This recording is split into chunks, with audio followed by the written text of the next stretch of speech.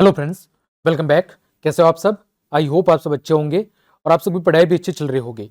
तो प्यारे विद्यार्थियों, कक्षा 9 विज्ञान विषय की वर्कबुक की सीरीज में हमने आपके कार्यपत्रक 1 से लेकर 4 तक और आधार रेखा आकलन को सॉल्व करवा दिया था। आज की इस क्लास में बात करेंगे अध्याय 2, क्या हमारे आसपास के पदार्थ शुद्ध हैं, के कार्यपत्रक 5 से लेकर कार्यपत्रक 9 तक। ठीक है, हम चैप्टर वाइज कार्यपत्रक को ले रहे हैं ताकि आपकी चैप्टर की तैयारी अच्छे से हो सके, क्योंकि यदि मैं एक एक कार्यपत्रक करवाऊंगा तो क्लास भी बहुत ज्यादा होगी और आपका चैप्टर का रिवीजन भी अच्छे से नहीं होगा। तो हम चैप्टर वाइज कार्यपत्रक को लेके चल रहे हैं। आज हम अध्याय 2 से संबंधित जितने भी कार्यपत्रक है उन सभी को सॉल्व करेंगे। तो देखें, सबसे पहला प्रश्न, वायुमंडल में वायु का संगठन वृत्ताकार आरेख के द्वारा प्रदर्शित कीजिए। देखो, वायुमंडल के अंदर अगर हम वायु के विभिन्न घटकों की बात करें तो सबसे अधिक कौन सी है? नाइट्रोजन गैस है 78%। उसके बाद ऑक्सीजन कितनी है? 21% है। फिर कार्बन डाइऑक्साइड 0.03% है और अन्य गैसें कितनी है? 0.97% है। तो वायुमंडल में सबसे अधिक गैस कौन सी है? तो वो आपको पूछे तो कितनी है? कौन सी है? नाइट्रोजन 78%। ऑक्सीजन कितनी है? तो ऑक्सीजन है आपकी 21%। ठीक, आगे दूसरा प्रश्न। दूसरा प्रश्न क्या है कि मिश्रण की परिभाषा लिखिए। किसकी परिभाषा लिखनी है? मिश्रण की। तो मिश्रण की परिभाषा क्या होती है? दो या दो से अधिक शुद्ध तत्वों या यौगिकों के मिलने से किसका निर्माण होता है? मिश्रण का निर्माण होता है। दो या दो से अधिक शुद्ध तत्वों अथवा यौगिकों के मिलने से किसका निर्माण होता है? मिश्रण का। जैसे वायु क्या है? वायु कई सारी विभिन्न गैसों का मिश्रण है। तीसरा है समांगी एवं विषमांगी मिश्रण की आपको क्या करनी है? यहां से चटनी करनी है, यानी दोनों को अलग अलग लिखना है कि समांगी कौन सा है और विषमांगी कौन सा है। तो देखें, इनमें से समांगी मिश्रण कौन है? तो इनमें से समांगी मिश्रण है जल, चाय, शरबत और दूध। समांगी मिश्रण क्या होता है? एक ऐसा मिश्रण जिसमें मौजूद सभी कणों की जो प्रकृति है वो एक समान होती है, यानी उन्हें अलग अलग पृथक कर पाना मुश्किल होता है। ऐसे मिश्रण को हम कहते हैं समांगी मिश्रण। दूसरा है विषमांगी मिश्रण, ऐसा मिश्रण जिसमें मौजूद कणों की जो प्रकृति है वो क्या होती है? अलग अलग होती है, असमान होती है और उन्हें हम आसानी से पृथक पृथक कर सकते हैं या देख पाते हैं। जैसे तेल और पानी का मिश्रण, सल्फर और लोहे के चूर्ण का मिश्रण, ये क्या हो गया? विषमांगी मिश्रण के उदाहरण हो गए। अगला प्रश्न है चौथा कि मिश्र धातु किसे कहते हैं? क्या है? मिश्र धातु किसे कहते हैं? तो दो या दो से अधिक धातुओं के समांगी मिश्रण को हम क्या कहते हैं? मिश्र धातु कहते हैं।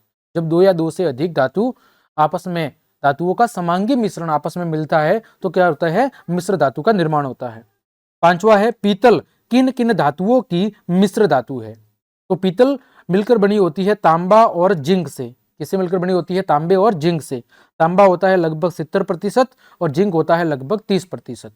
तांबे का प्रतीक क्या है? Cu है और जिंक का प्रतीक क्या है? Zn है। ठीक है, तो पीतल आपके मिश्र धातु तांबा और जिंक से मिलकर बनी होती है। आगे बात करें कार्यपत्रक 6 की, क्या दिया हुआ है? पहला है कि जो विलयन है वो विलयन किससे मिलकर बना होता है? तो विलयन बना होता है विलय और विलायक से मिलकर। किससे मिलकर बना होता है? विलय और विलायक से मिलकर आपके विलयन का निर्माण होता है। ठीक है, विलय क्या होता है? विलय होता है घुलनशील पदार्थ। कौन सा पदार्थ? घुलनशील पदार्थ। ठीक है, और विलायक क्या होता है? विलायक होता है वह पदार्थ जिसमें विलय घुलता है, यानी घुलने वाला पदार्थ। ठीक है, घोलने वाला पदार्थ जो विलय को अपने अंदर घोलने का काम करता है। जैसे यहां पर देखो, उदाहरण की बात करो, टिंचर आयोडीन। तो यहां पर आयोडीन क्या है? विलय है। ये क्या है? ये घुलनशील पदार्थ है। ये घुलेगा किसमें? विलायक है वो है एथिल एल्कोहल। यानी आयोडीन किसमें घुलेगा? एथिल एल्कोहल के अंदर घुलेगा। तो आयोडीन आपका विलय हो गया और विलायक हो गया एथिल एल्कोहल। दूसरा प्रश्न, टिंचर आयोडीन विलयन में विलय और विलायक को पहचाने। तो विलय क्या है? आयोडीन है और विलायक क्या है? आपका एथिल एल्कोहल है। तीसरा प्रश्न है विलयन किसे कहते हैं? तो विलयन दो या दो से अधिक पदार्थों के समांगी मिश्रण को हम क्या कहते हैं? विलयन कहते हैं। दो या दो से अधिक पदार्थों के समांगी मिश्रण को हम विलयन कहते हैं। या कह सकते हैं विलय और विलायक के मिलने से क्या बनता है? आपका विलयन का निर्माण होता है। विलय और विलायक के मिलने से विलयन का निर्माण होता है, यह भी आप कह सकते हैं। चौथा है एक विलयन के अंदर 320 ग्राम विलायक, जल के अंदर 40 ग्राम साधारण नमक विलय है। विलायक क्या है? जल है, कितना है? 320 ग्राम। विलय क्या है? नमक है, 40 ग्राम। तो विलयन की सांद्रता का परिकलन करना है। देखो विलयन की सांद्रता का सूत्र होता है विलय बटे में विलायक गुणा 100। विलय कितना है 40 ग्राम, विलायक कितना है तो 320 और 40 यानी 360 गुणा 100, तो कितना हो जाएगा ये 11.1%। कितना होगा 11.1%। आगे बात करें विलयन के गुणधर्म लिखने हैं। किसके? विलयन के। तो विलयन एक समांगी मिश्रण है। फिर विलयन के कण अत्यंत छोटे होने के कारण ये खुली आंखों से स्पष्ट नजर नहीं आते हैं। फिर कणों का आकार छोटे होने के कारण ये प्रकाश का प्रकीर्णन नहीं कर पाते, यानी प्रकाश को फैलाने का गुण नहीं रखते हैं। और विलयन विलय और विलायक से मिलकर बना होता है। ये विलयन के 4 गुणधर्म हो गए। ठीक, विलयन एक समांगी मिश्रण है। फिर विलयन के कण अत्यंत छोटे होने के कारण ये नग्न आंखों से दिखाई नहीं देते हैं। फिर कणों का आकार छोटा होने की वजह से ये प्रकाश का मार्ग नहीं फैला पाते, इन्हें प्रकाश का प्रकीर्णन नहीं कर पाते। और विलय और विलायक के मिलने से विलयन का निर्माण होता है। आगे बात करें कार्यपत्रक 7 की। जेल कोलाइडी विलयन का उदाहरण बताएं। तो जेल कोलाइडी विलयन का जो उदाहरण है वो है जिलेटिन। क्या है? जिलेटिन। दूसरा है टिंडल प्रभाव। किसे कहते हैं समझाइए। तो किसी कोलाइडी विलयन में उपस्थित कणों के द्वारा प्रकाश को प्रकीर्णित करने की जो घटना है, प्रकाश को प्रकीर्णित यानी प्रकाश को फैलाने की जो घटना है, उसको बोलते हैं टिंडल प्रभाव। आपने देखा होगा एक बंद कमरे के अंदर जब खिड़की से या खिड़की के छोटे से छेद से प्रकाश आता है तो आपको प्रकाश का पूरा मार्ग कमरे के अंदर फैला हुआ दिखाई देता है। ये कौन सी घटना है? टिंडल प्रभाव है। तो किसी कोलाइडी विलयन के अंदर मौजूद कणों के द्वारा प्रकाश के कणों को फैलाने की जो घटना है उसको बोलते हैं टिंडल प्रभाव।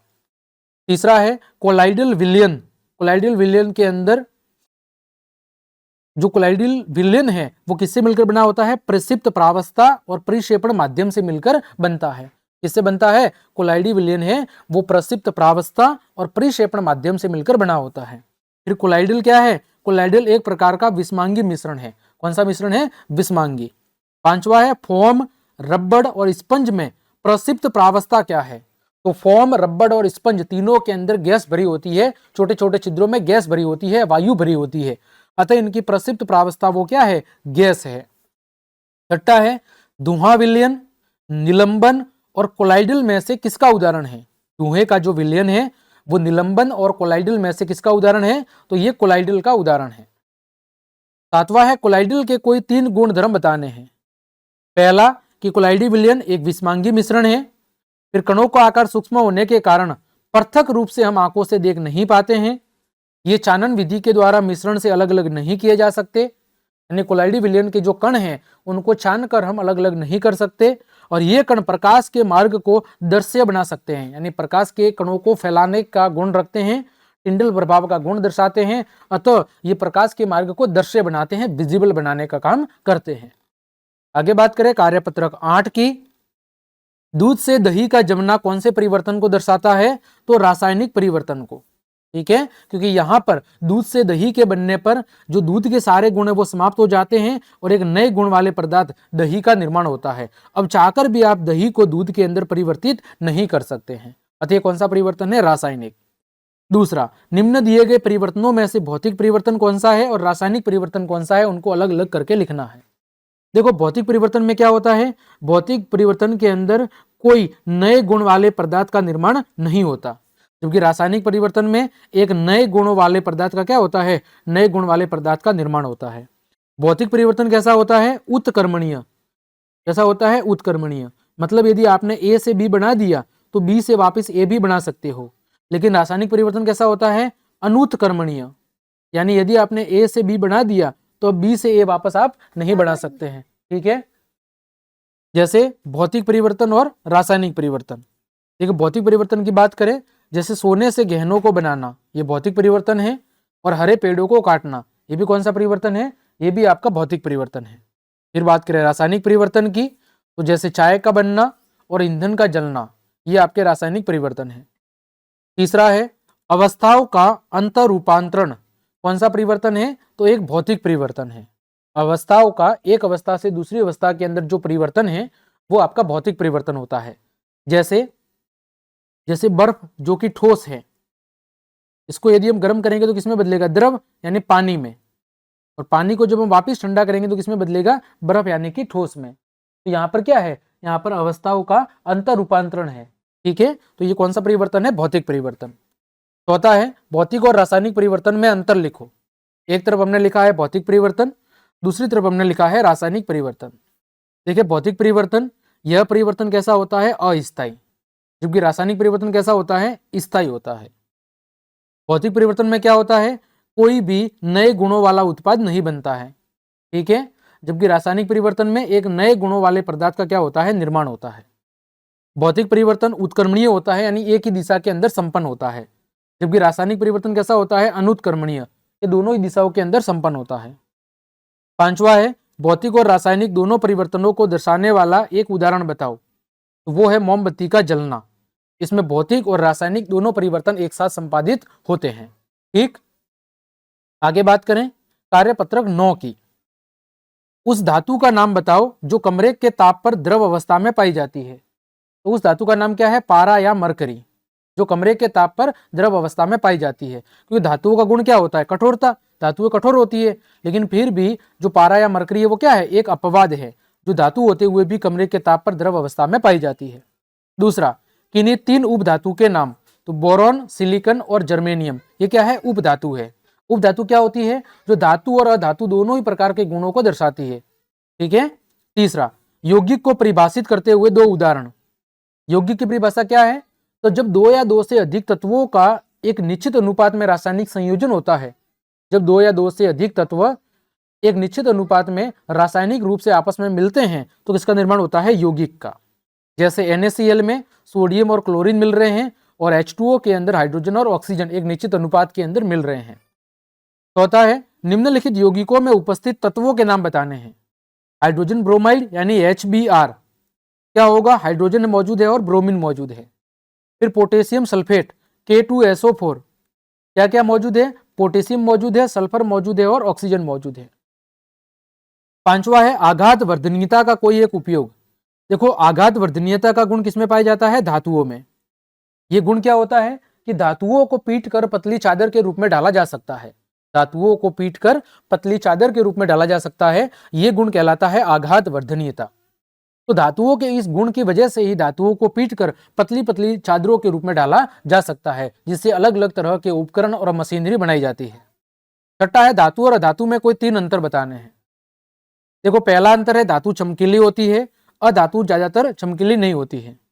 धातु ताप और विद्युत की सुचालक होती है, लेकिन जनरली अधातु ताप और विद्युत की कुचालक होती है। धातुओं के अंदर तन्यता और आघात वर्धनीयता का गुण पाया जाता है, लेकिन अधातुओं के अंदर तन्यता और आघात वर्धनीयता का गुण नहीं पाया जाता है। ठीक, तो प्यारे विद्यार्थियों, इस तरह आज की इस क्लास में हमने आपकी विज्ञान विषय के अध्याय 2 क्या हमारे आसपास के पदार्थ शुद्ध है, उसके कार्यपत्रक 5 से लेकर 9 तक सभी को बहुत अच्छे से डिस्कस किया है। उम्मीद करता हूं सभी कार्यपत्रक के उत्तर आपको अच्छे समझ में आ गए होंगे। तो क्लास देखने के लिए आप सभी का धन्यवाद। यदि आपको मेरी क्लास और ये मेहनत पसंद आई है तो फिर लाइक, कमेंट, शेयर और सब्सक्राइब जरूर करें। मिलते हैं अगली क्लास में, तब तक के लिए आप सबको जय हिंद, जय भारत।